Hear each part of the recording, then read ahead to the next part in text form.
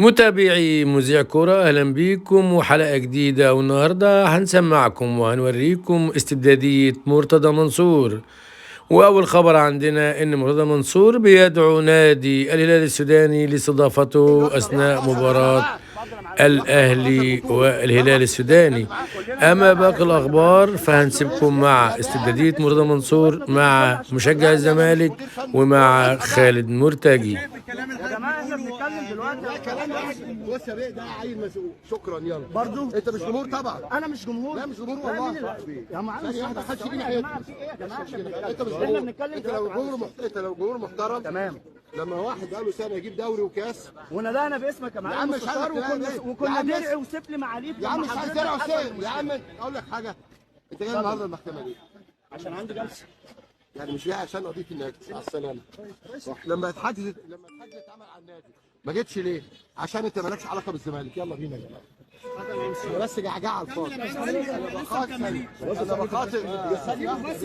خلاص. هو كشف. لا يا معلم مستشار، انا بسالك سؤال. يا بس خلاص. اتفضل يا معلم مستشار. انا بسالك سؤال، انت جاي المحكمه ليه؟ جاي عشان عندي جلسه. يبقى مش عشان النادي. لا ما هو انا لا اله الا الله، انا بسافر. انا سافرت ورا النادي للجونه يا معلم مستشار بالاتوبيسات اللي معاليك وفرتها لنا. تمام. فاحنا احنا مع معاليك. انت هتموت تعمل ترند. فين الترند؟ انا بتكلم عليك، انا مش واخد الفرصه اتكلم يا معلم مستشار. انا مش واخد الفرصه اتكلم. ايه يا ابني؟ انا بقى عايز اسالك سؤال ومش عارف اساله. لا ما تسالنيش. حضرتك من اهو. طب انا يا ابني انا مش مدير فني. يبقى انا بعيدا عن الاداره الفنيه من اختصاص معاليك. من 3 4 دقائق حضرتك قلت ان معاليك زرعت وغيرك حصد. ماشي. النهارده لا في زرعه ولا في حصاد. يا ابني بطوله الدوري والكاس اللي خدناهم مين اللي خدهم؟ ده السنه اللي فاتت يا ابني السنه احنا دي. بنتكلم في افريقيا اللي غايبه عننا، بنتذل من الاهلاويه بقالك كام سنه؟ 20 سنه. انا لسه يا ابني، ما هو انا 2005 سؤال خاص شوية وهو بيتعلق بالشكوى اللي حضرتك كنت قدمتها وتقدمت بيها ضد رئيس نادي الزمالك بعد التطاول على رمز عسكري كبير طبعا هو الفريق